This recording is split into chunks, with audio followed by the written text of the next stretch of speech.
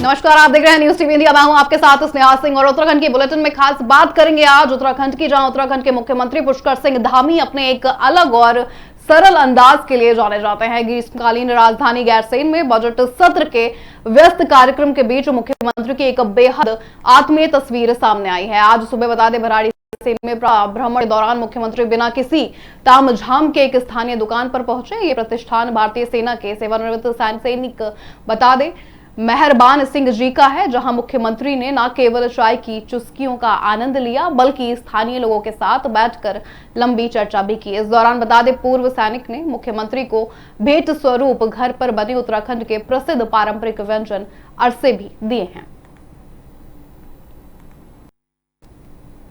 बता दें, इस भ्रमण के दौरान स्थानीय लोगों से उन्होंने योजनाओं का जायजा भी लिया, लोगों से बातचीत करते नजर आए, चाय की चुस्कियां लेते नजर आए। मुख्यमंत्री पुष्कर सिंह धामी भेंट स्वरूप बता दें वहां मौजूद लोगों ने उनका स्वागत भी किया है और स्थानीय खाना उनको वहां खिलाया गया। जनता के बीच लगातार पुष्कर सिंह धामी दौरा करते नजर आते हैं। इसी बीच आज वो बता दें गैरसैंण भी पहुंचे, जहां उन्होंने जनता से संवाद भी किया, लोगों से भेंट की है और स्थानीय लोगों से उन्होंने योजनाओं का फीडबैक भी लिया है। लोग खुश नजर आए, साथ में चाय पीते नजर आए हैं मुख्यमंत्री पुष्कर सिंह धामी।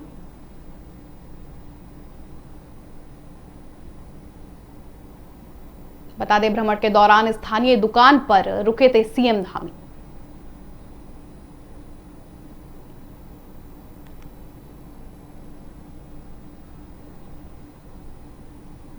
वहीं बता दें, इस दौरान पूर्व सैनिक ने मुख्यमंत्री को भेंट स्वरूप घर पर बने उत्तराखंड के प्रसिद्ध पारंपरिक व्यंजन अरसे भी दिए हैं।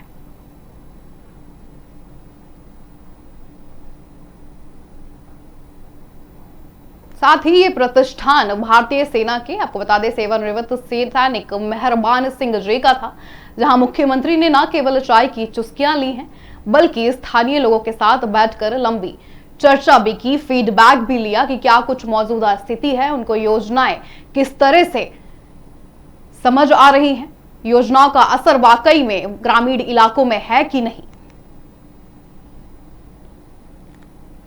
सुबह का वक्त था जब भराड़ीसैंण में दादे मुख्यमंत्री पहुंचे और लोगों से बातचीत की। स्थानीय लोगों से योजनाओं का जायजा भी लिया, फीडबैक लिया है।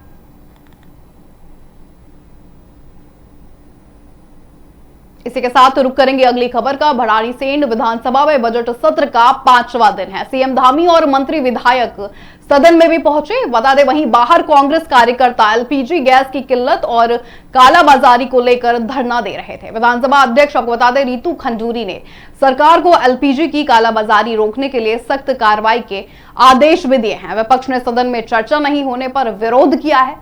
नेता प्रतिपक्ष यशपाल आर्य और कांग्रेस विधायक बता दें प्रीतम सिंह ने गैस सिलेंडरों की कालाबाजारी और जमाखोरी का मुद्दा भी उठाया है। संसदीय कार्य मंत्री सुबोध उनियाल ने यह साफ कहा कि एलपीजी की आपूर्ति केंद्र सरकार का विषय है, घरेलू गैस की कोई भी कमी नहीं है। सत्र और धरने के बीच अब राजनीति और मुद्दे दोनों गर्म बने हुए हैं। ये सीधे तस्वीरें आप सदन से देख पा रहे हैं, जहां मुख्यमंत्री पुष्कर सिंह धामी भी मौजूदा स्थिति की बात करते नजर आए। एलपीजी पर सभी मंत्रियों ने अपनी चिंताएं जताई और खास उन्होंने ये साफ भी किया है कि एलपीजी की कोई भी कमी नहीं है। लोगों से अपील भी की गई कि घबराने की जरूरत नहीं है, पर्याप्त स्टॉक मौजूद है। भाई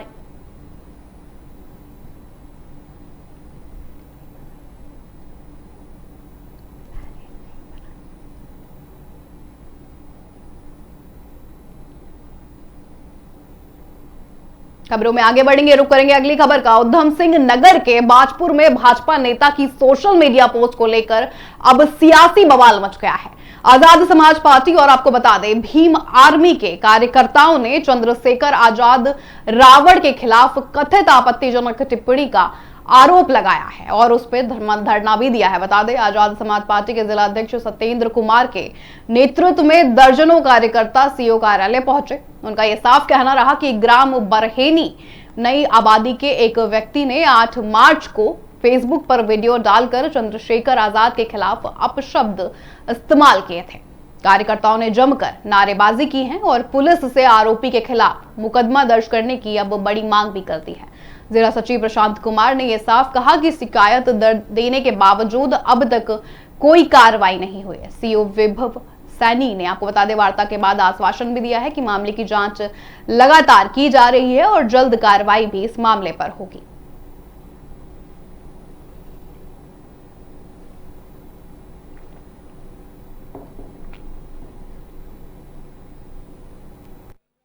इसमें इनके द्वारा एक ज्ञापन दिया गया था जिसमें इनके द्वारा बताया गया कि एक व्यक्ति है बरंगी के रहने वाले खीम सिंह दानी, उनके द्वारा जो माननीय सांसद चंद्रशेखर आजाद जी हैं उनके खिलाफ विद्रोह टिप्पणी की गई है। इनके द्वारा उनके खिलाफ जो खीम सिंह दानी उनके खिलाफ जल्द से जल्द वैधानिक कार्रवाई करने की मांग की गई है, जिसमें पुलिस जांच कर रही है, जल्द से जल्द कार्रवाई की जाएगी। हमने समाप्त नहीं किया है, हम लोग बैठे हुए हैं क्योंकि प्रशासन हमको 2 दिन का समय हमसे मांग रहा है। हमारी सहमति नहीं बनी, हमने कहा हम 2 दिन का आपको समय नहीं दे पाएंगे क्योंकि घटना 8 तारीख की है और आज 12 तारीख है। हमारे यहाँ के सहयोगी साथियों ने जो है उनको ज्ञापन और यहाँ तहरीर सौंप चुके हैं, रिसीविंग भी हो गई है, लेकिन प्रशासन समझ में नहीं आ पा रहा है। प्रशासन कह रहा है हम जांच कर रहे हैं। 4 दिन हो गए, कौन सी जांच हो रही है? आप क्यों मौका दे रहे हैं? इतना लंबा टाइम क्यों दे रहे हैं कि भाई जो है दोबारा मौका किसी न किसी को मिले और दोबारा हमसे 2 दिन का टाइम अगर मांगा जा रहा है। आप बताइए, अगर हम 2 दिन का टाइम अतिरिक्त और अगर दे रहे हैं तो 2 दिन के भीतर में अगर कोई और घटना इस संबंध में हो जाए, आक्रोश बढ़ जाए तो क्या वजह है? क्या वजह है? प्रशासन को जवाब दे रहा है कि प्रशासन शासन के दबाव में है और दरिया सर्कल इस बात का है कि परसों तक कोई भीम सिंह धोनी करके है कि यहाँ जो उसके भाजपा का नेता है, उसने जो है हमारे नेता के बारे में माननीय आदरणीय चंद्रशेखर आजाद जी लोकसभा सांसद और हमारी भीम आर्मी और आजाद समाज के प्रमुख हैं, उनके खिलाफ और हमारे मुसलमानों के खिलाफ हमने कटना मुल्ला शब्द बोला है और हमारी भीम आर्मी की जो चीफ है उनके खिलाफ अब शब्द बोले हैं, वीडियो जारी करी है। उस व्यक्ति पर जो है मुकदमा दर्ज कराएंगे।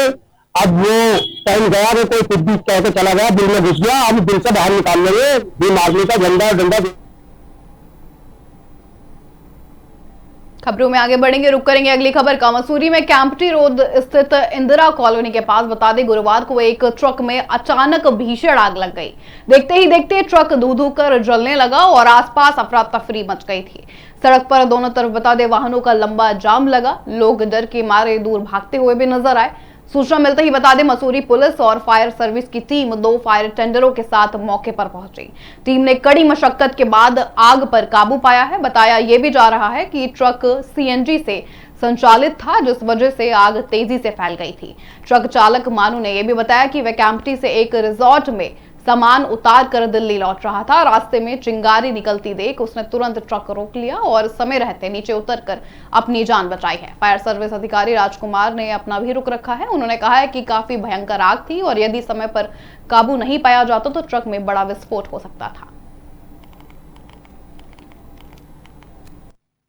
तो यहाँ पे एक गेस्ट यहाँ से आया, तो था सामने आया तो हमने इधर देखा तो कहीं आग नहीं थी। हमारे आसपास हमने सब देखे तो सब ठीक ठाक। थोड़ा आगे आए तो एक ट्रक में आग लगी थी। तो जैसे आग लगी थी मैं तुरंत यहाँ पहुँचा और तुरंत यहाँ पहुँचे मैंने पुलिस को कॉल किया 100 नंबर पे, तो उन्होंने फिर इनको इन्फॉर्म किया और फिर यहाँ से गाड़ी आई। इसके अंदर कोई था उस समय? ड्राइवर था, ड्राइवर अपना नीचे उतर करके तुरंत गाड़ी में आग लग गई। दिल्ली से लोड करके लाए थे, खाली करा कहाँ पर? ये डब्ल्यू में रेट ये माल लेकर आए। अच्छा, क्या माल था इसके अंदर? इसके अंदर है और गद्दे। अच्छा, वापिस लौट रहे थे आप दिल्ली? वापिस दिल्ली जा रहे थे। तो क्या हुआ इसमें जैसे अंदर शॉर्ट सर्किट लगा जैसे डैशबोर्ड के नीचे और एक साथ पूरी आग पकड़ गई। हमारे तो कल हमारी टीम 2 गाड़ी घटना स्थल पर पहुंची तो हमने देखा था उस समय ट्रक में काफ़ी आग लगी हुई थी और जो आपके हमारे जो इसमें ट्रक में सीएनजी सिलेंडर है उसके पास पहुँच रही थी। हमने सबसे पहले सीएनजी सिलेंडर के पास में वहाँ पे पानी और प्लस फोन पर दवा चार्ज किया, जिससे कि करना वो सिलेंडर ठंडा हुआ और तब उसके बाद में हमने सारी कार्रवाई की। पर ये माना जाता है कि समय से आप लोग पहुँचते तो बहुत बड़ा हादसा हो सकता है। जी, जैसे अगर हमें थोड़ा लेट हो जाता है तो इसमें ब्लास्ट होने की संभावना थी, जो कि आसपास जैसे आप देख रहे हैं बिल्डिंग है और जंगल भी है, उसमें आग। खबरों में आगे बढ़ेंगे, रुक करेंगे अगली खबर का। देहरादून में गैस सिलेंडर की कालाबाजारी पर प्रशासन सख्त हो गया है। जहां ईरान और इजराइल के बीच बढ़ते तनाव के बीच देश में गैस की किल्लत की खबरें लगातार आ रही हैं। हालांकि जिला पूर्ति अधिकारी और गैस एजेंसियों का ये साफ कहना रहा है कि पर्याप्त स्टॉक मौजूद है, इसलिए लोग घबराएं नहीं। लेकिन कुछ लोग गैस सिलेंडर की अवैध रिफिलिंग और कालाबाजारी कर रहे हैं।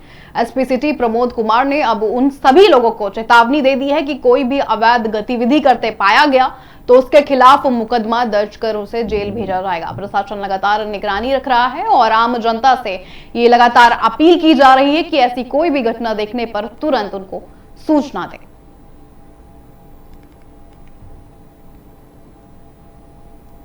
जैसा कि कई माध्यमों से, चाहे वो सोशल मीडिया हो और अन्य माध्यमों से भी कई प्रकार की जो अफवाह है वो पब्लिक के बीच में उड़ाई जा रही है कि जैसे कि घरेलू गैस और एलपीजी की किल्लत हो चुकी है। तो मैं देखिए इसमें स्पष्ट रूप से कहना चाहूँगा कि ऐसी कोई दिक्कत वाली बात नहीं है और पर्याप्त मात्रा में जो घरेलू एलपीजी है वो देखिए उपलब्ध है इसमें।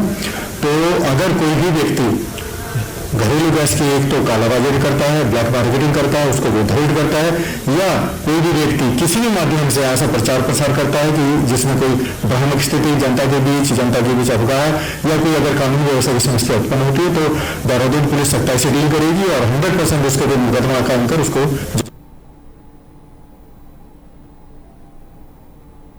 बुलेटिन में आगे बढ़ेंगे, रुक करेंगे अगली खबर का। बता दें, राजधानी देहरादून से एक बड़ी खबर सामने आ रही है। एलपीजी गैस के अवैध भंडारण और कालाबाजारी पर अब जिला प्रशासन ने सख्ती बढ़ा दी है। बता दें, जिला अधिकारी सवीन बंसल ने यह साफ कहा है कि अगर कहीं भी गैस का अवैध स्टॉक, कालाबाजारी या गैर कानूनी तरीके से गैस भरते हुए कोई पकड़ा गया तो उसके खिलाफ सख्त कार्रवाई की जाएगी। ऐसे लोगों पर बता दें, आवश्यक वस्तु अधिनियम 1955 और बीएनएस के तहत केस दर्ज कर सीधे उन्हें जेल भेज दिया जाएगा। साथ ही प्रशासन का यह साफ कहना है कि कुछ जगहों पर गैस सिलेंडरों का गलत तरीके से स्टॉक किया जा रहा है और ऊंचे दामों पर उन्हें बेचा भी जा रहा है। इसे रोकने के लिए अब लगातार जांच की जाएगी। इसके साथ ही गैस से जुड़ी शिकायतों के लिए जिला प्रशासन ने एक कंट्रोल रूम भी शुरू किया है। यहां आम लोग गैस की कमी, ज्यादा पैसे लेने या किसी भी तरह की गड़बड़ी की शिकायत दर्ज करा सकते हैं।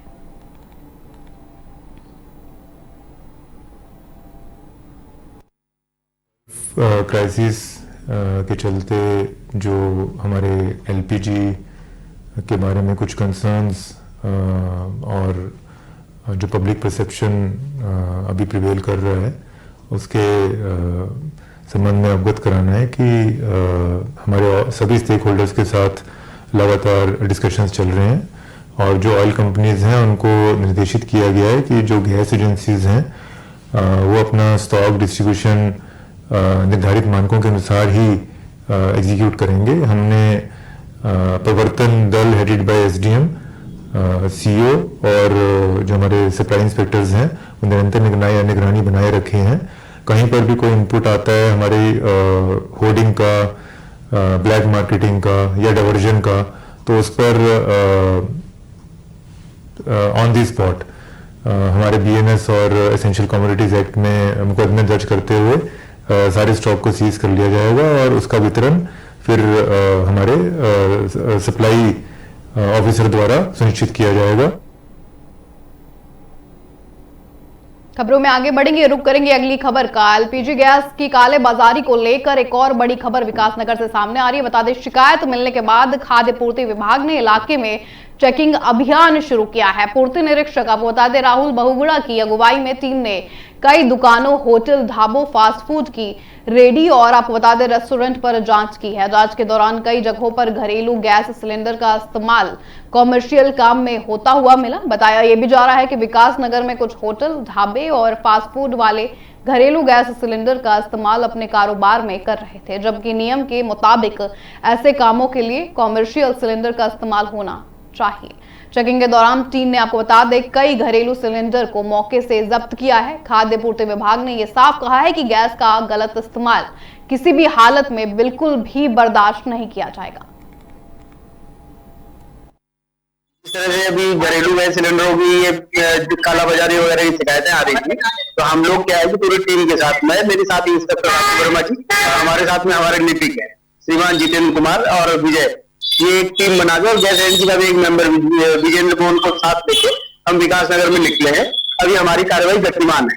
जितने भी व्यावसायिक प्रतिष्ठान है वहां पर जो भी घरेलू गैस के सिलेंडर मिल रहे हैं उनकी जब्तीकरण की प्रक्रिया चल रही है। सर कार्रवाई आती रहेगी या करती रहेगी? नहीं, ये अलग रूप से जारी है। हमारे जिला पूर्व अधिकारी महोदय के निर्देशों के अधीन हम लोग इस पर कार्रवाई करते रहेंगे ताकि लोगों में पैनिक ना हो, और जो काला बाजारी अवैध जमा जो कर रहे लोग उस पर निजात पाई जा सके। सर के पश्चात की सिर्फ आपकी घरेलू सिलेंडर उपयोग कर लेते उसके क्या एक्शन होगा आपका? आज तो हम केवल जब्त कर रहे हैं ना, और जिससे जब्त कर रहे हैं उसको निर्देश भी दे रहे हैं, चेतावनी भी दे रहे हैं, नोटिस दे रहे हैं।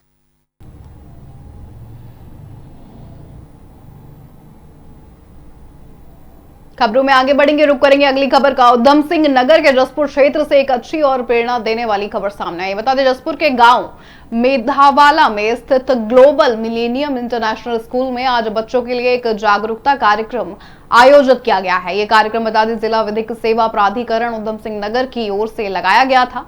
इस दौरान बच्चों को कानून और उनके अधिकारों के बारे में आसान भाषा में जानकारी दी गई। कार्यक्रम में बता दें मुख्य अतिथि के रूप में जसपुर की सिविल जज जहां आरा अंसारी पहुंची, उनके साथ अधिवक्ता और पुलिस विभाग के लोग भी वहां मौजूद रहे हैं। स्कूल पहुंचने पर स्कूल प्रबंधक रिटायर्ड शिक्षक बता दें भीम सिंह, प्रधानाध्यापिका ग्रेसी मन्नार और आपको बता दें सभी शिक्षकों ने उनका स्वागत भी किया। इसके बाद कार्यक्रम शुरू हुआ और बच्चों ने पढ़ाई और अपने भविष्य को लेकर उनसे कई सवाल भी पूछे हैं। जज जहां आरा अंसारी ने बच्चों के सवालों का सरल तरीके से जवाब दिया है और उन्हें सही दिशा में आगे बढ़ने के लिए प्रेरित भी किया। के अंदर हम मिलेनियम इंटरनेशनल स्कूल में हैं, जहाँ की हमने एक लीगल अवेयरनेस कैंप लगाया है। यहाँ 8th स्टैंडर्ड तक के बच्चे हैं, उन सबको मैंने थोड़ा कॉन्स्टिट्यूशन के बारे में, कुछ इंपॉर्टेंट जो हमारे आर्टिकल्स हैं, उनकी जो ड्यूटीज हैं, उनके बारे में बताया है। आजकल डिजिटल एरा है, तो उसमें जो डिजिटल क्राइम हो रहे हैं बच्चों के साथ, उनके बारे में बच्चों को अवेयर किया है। प्लस चाइल्ड लेबर या चाइल्ड मैरिज जो होती है वो बताया है, और जैसे कि छोटे बच्चे हैं उनके लिए जानना जरूरी था कि राइट्स टू एजुकेशन क्या है, उनके बारे में भी इंफॉर्मेशन है। देखिए हमारे नालसा के डायरेक्शन पे ऑनरेबल नालसा ऑनरेबल डीएलसी के जो डायरेक्शन है उन पर हम time to time legal awareness camp लगाते रहते हैं और फ्यूचर में भी ऐसे कैंप लगते हैं। Today we had the legal awareness program in our school, that is Global Millennium International School, Patrapur Road, and Judge Ma'am has come from the school court and many other lawyers and many other dignitaries from different departments has been present here in our school campus. We are very, very privileged to have ma'am, as she was sharing lots of the legal rights of our students or the society. And she would also mention about how students are free or have the rights to save themselves from the digital attack, like from attack from phones, phone call or messages. And she also make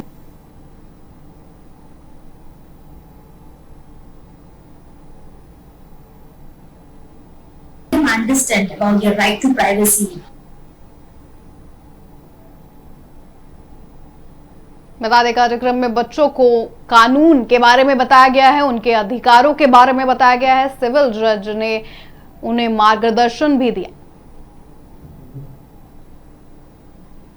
इसी के साथ रुक करेंगे अगली खबर का। डोईवाला क्षेत्र से किसानों की परेशानी का एक बड़ा मामला सामने आया। बता दें थानो क्षेत्र के रामनगर डांडा गांव के रामनगर ग्रांट में किसानों ने भू माफिया पर गंभीर आरोप लगा दिए हैं। किसानों का यह साफ कहना है कि कुछ लोग उन्हें दबाव में लाकर उनकी जमीन सस्ते दामों में बेचने के लिए मजबूर कर रहे हैं। पीड़ित किसान राकेश बड़ोनी ने भी ये बताया कि गांव के किसान आजादी के समय से ही वन विभाग के एक पुराने रास्ते से अपने खेतों तक आते जाते रहे हैं। इसी रास्ते से किसान खेती का काम भी करते हैं और अपने खेतों की देखभाल भी करते हैं, लेकिन अब इस रास्ते को लेकर विवाद खड़ा हो गया है।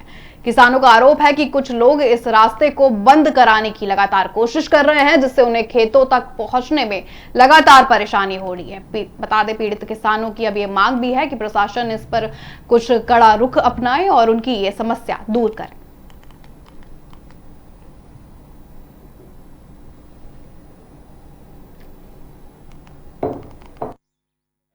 नगर डांडा की नाप खेत की भूमि पे फॉरेस्ट की भी सीमा लगी हुई है। 25 तारीख को रात को लगभग 11 बजे किसी अज्ञात के द्वारा वहां पे जेसीबी के द्वारा रोड का निर्माण किया गया। तो हमको जैसे ही पता चला कि वहां पे रात को किसी ने रोड खोद दी है, तो मैं स्वयं मौके पे गया। तो जो रोड उनके द्वारा खोदी गई थी किसी अज्ञात व्यक्ति के द्वारा, उसको हमारे द्वारा बंद किया गया जेसीबी से। वहां पे किसी भी प्रकार के कोई पेड़ पौधे नहीं कटे हुए हैं। जो रोड का खुदान किया गया था हमारे द्वारा उसको बंद किया गया है और अभियुक्त के खिलाफ जांच जारी है। उसके खिलाफ वन संरक्षण अधिनियम के तहत कार्रवाई की जाएगी। सर अपना? सर मेरा नाम राकेश बडोनी और पिताजी का नाम रामकिशोर बडोनी और रामनगर गिराट थाना देहरादून का निवासी है। क्या मामला है? जमीन में कहा जा रहा है कि फॉरेस्ट की जमीन में आपने रास्ता बनाया, क्या है मामला? भाई फॉरेस्ट की जमीन में कोई रास्ता नहीं बनाया। इन्होंने एक कंप्लेन लिखाई कि इन्होंने 20 साल के पेड़ काटे हैं, कुछ कटकोट के पेड़ काटे गए और वन प्रजाति को वो किया गया। सीएम पोर्टल पे कंप्लेन फाइल की सुनील बडोनी को ये कंप्लेन फाइल करवाई गई है। तो यहाँ पे भू माफिया है संजीव गुप्ता देहरादून का, काफी लैंड दे रखी है उसने। इसकी भी मैंने वो दे रखी है, क्या बोलते हैं, नहीं उसको ईडी के लिए जांच के लिए मैं देने जा रहा हूँ उसको ना। इसके बहुत ज्यादा लैंड दे रखी है उसने, करीब लगभग 70-80 बीघा जमीन खरीदी स्थानों में। कैसे खरीद रहे हो आप, ये तो सारी जांच हम करवाएंगे। और जो है हमें सर, हम किसान लोग हैं, केसीसी हमारे पास है, ट्रैक्टर है हमारे पास, ठीक है। 1960 की वो जमीन है हमारी। इससे पहले वो मतलब लैंड अंग्रेजों के जमाने में वो जमीन जो थी हमें उसमें दी थी काटने की, आप कीजिए। और फिर विवाद हो गया तो 1961 में वो जमीन जो है फार्म। खबरों में आगे बढ़ेंगे, रुक करेंगे अगली खबर का। हरिद्वार से बड़ी खबर सामने है, जहां 2027 में प्रस्तावित कुंभ मेले की तैयारियां अब तेज हो गई हैं। करोड़ों श्रद्धालुओं के आने को देखते हुए बता दें, मेला प्रशासन गंगा की सफाई और मेला क्षेत्र की स्वच्छता पर ध्यान दे रहा है। मेला अधिकारी सानिका की पहल पर बता दें, राष्ट्रीय स्वच्छ गंगा मिशन की टीम ने हर की पैड़ी, बैरागी कैंप, कनखल, नीलधारा और दक्षद्वीप जैसे प्रमुख स्थलों का दौरा भी किया। उन्होंने मेला क्षेत्र की सफाई और कचरा प्रबंधन की मौजूदा व्यवस्था और भविष्य की योजनाओं का जायजा भी लिया है। अधिकारियों ने यह साफ बताया कि 6 फीकल स्लज ट्रीटमेंट प्लांट भी लगाए जाएंगे। इसके अलावा पर्याप्त संख्या में अस्थायी शौचालय, कूड़ादान और कचरा परिवहन की व्यवस्था भी की जाएगी। मेला अधिकारी सानिका ने यह भी कहा कि वैज्ञानिक और टिकाऊ तरीकों से गंगा और मेला क्षेत्र को साफ सुथरा रखा जाएगा।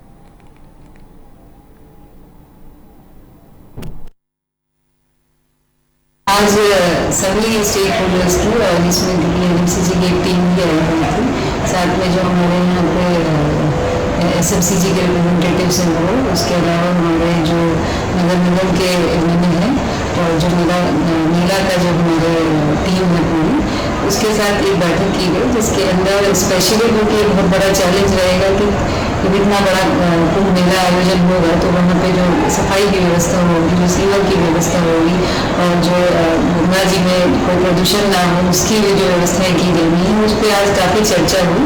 और उसी क्रम में आज हम लोगों ने जो हमारा बेसलाइन डेटा था पूरा उसको एक बार स्टडी किया और उसको शेयर भी किया एनएमसीजी की टीम के साथ, जिससे कि वो भी अपने लेवल पे इसके एनालिसिस करके किस तरह से हमें अभी प्रेडिक्टेड क्या हमारी एक्सपेक्टेड क्राउड आएगा, उस क्राउड के अनुसार हमें किस तरह से डस्टबिन लगाने चाहिए, किस तरह से कनेक्शन की व्यवस्था करनी चाहिए, कहाँ हमें सीवर जो हमारी सीवर की व्यवस्था होगी उसमें कहाँ टेम्प्रेरी स्टिपनीज रखनी है, बाकी सारी व्यवस्थाओं की काफ़ी विस्तृत चर्चा हुई और एक पूरा प्लान हमारे 32 सेक्टर। रुक करेंगे अगली खबर का। खबर है गैरसैंण से। उत्तराखंड बजट सत्र 9 मार्च से भराड़ीसेन गैरसैंण में शुरू हो गया था। हालांकि विपक्ष के कई विधायक इस दौरान कई सवाल भी उठा रहे हैं।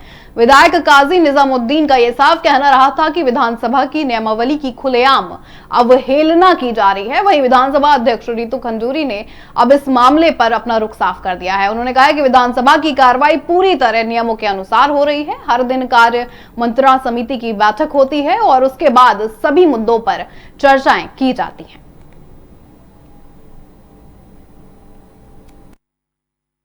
आपने जैसे देखा होगा कि इस चीज को मैंने वहाँ पे संज्ञान लिया, काम से बातचीत चलती है तो कुछ अफसरों के साथ कुछ बात कर तो मैंने सभी सदस्यों से निवेदन किया कि अगर आपको अफसरों से बातचीत करनी है तो बाहर बहुत सुंदर लॉबी है, खबरों में आगे बढ़ेंगे, रुक करेंगे अगली खबर का। हेमवती नंदन बहुगुणा गढ़वाल केंद्रीय विश्वविद्यालय के बिड़ला परिसर में बता दें छात्र संघ उद्घाटन समारोह आयोजित किया गया था। इस कार्यक्रम में कैबिनेट मंत्री डॉक्टर धन सिंह रावत वहां मौजूद रहे मुख्य अतिथि के रूप में। कार्यक्रम को संबोधित करते हुए डॉक्टर रावत ने यह साफ कहा कि राज्य सरकार उच्च शिक्षा के विकास के लिए पूरी तरह गंभीर है। उन्होंने भरोसा भी दिलाया कि गढ़वाल केंद्रीय विश्वविद्यालय के विकास के लिए सरकार हर संभव बजट उपलब्ध भी कराएगी। उन्होंने ये भी बताया कि बिड़ला परिसर में नए छात्रावास के निर्माण के लिए 22 करोड़ रुपए भी हम दिए हैं। इस पर कैबिनेट मंत्री ने तुरंत 2 नई बसें देने की घोषणा भी कर दी है छात्रों की मांगों के बाद।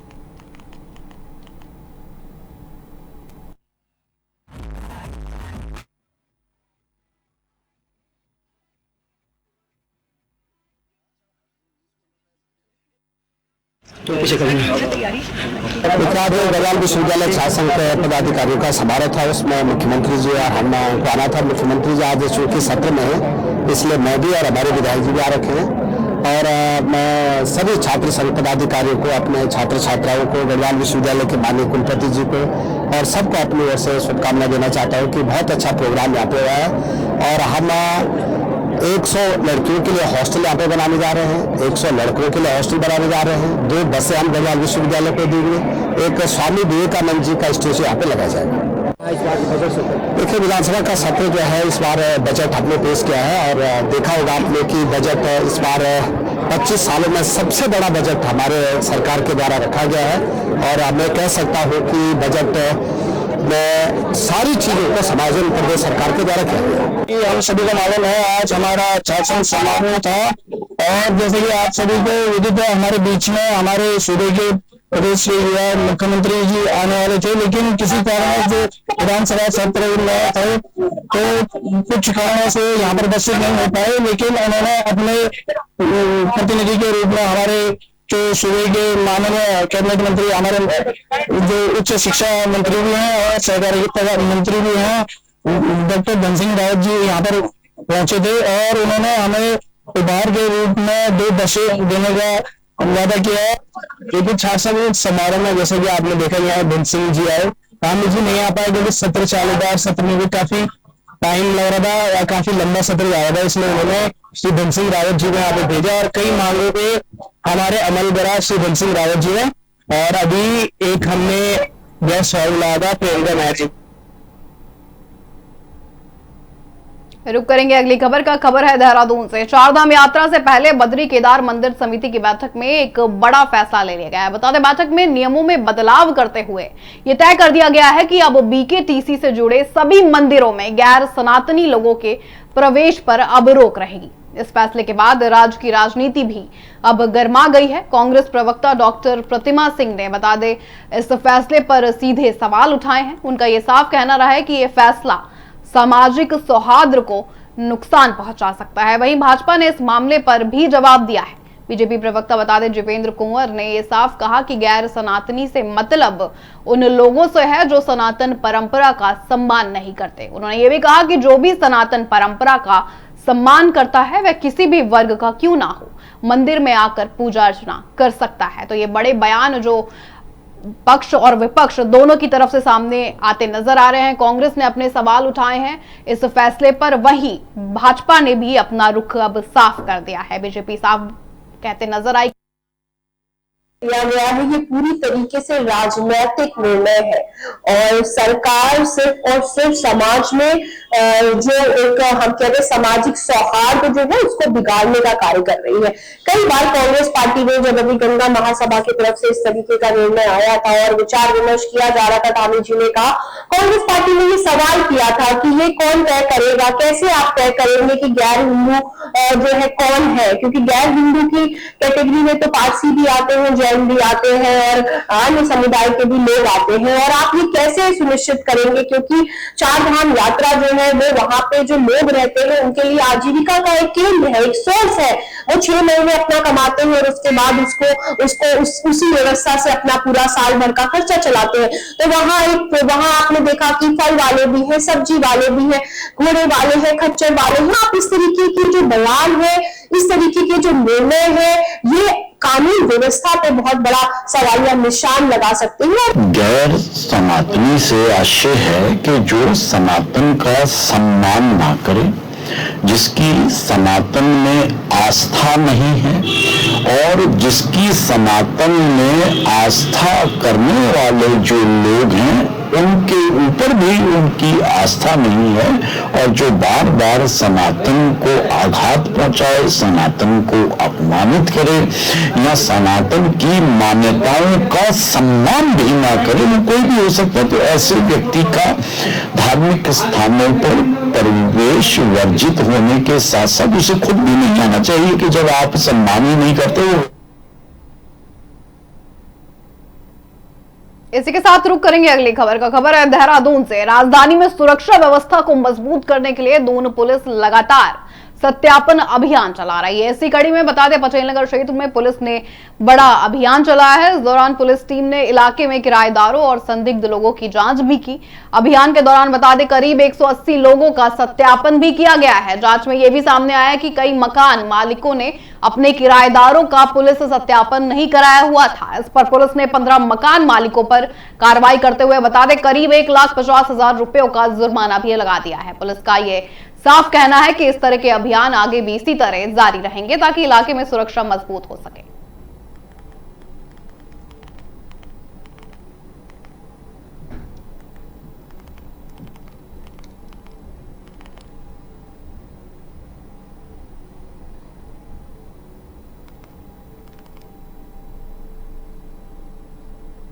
खबरों में आगे बढ़ेंगे, रुक करेंगे अगली खबर का। खबर है देहरादून से। राजधानी में एलपीजी गैस को लेकर जिला पूर्ति विभाग का भी बयान सामने आ गया है। बता दें जिला पूर्ति विभाग ने यह साफ कर दिया है कि शहर में घरेलू गैस सिलेंडरों का पर्याप्त स्टॉक हमारे पास मौजूद है, इसीलिए लोगों को घबराने की बिल्कुल भी जरूरत नहीं है। जिला पूर्ति अधिकारी के अग्रवाल ने यह साफ बताया कि शहर में गैस की सप्लाई लगातार जारी है।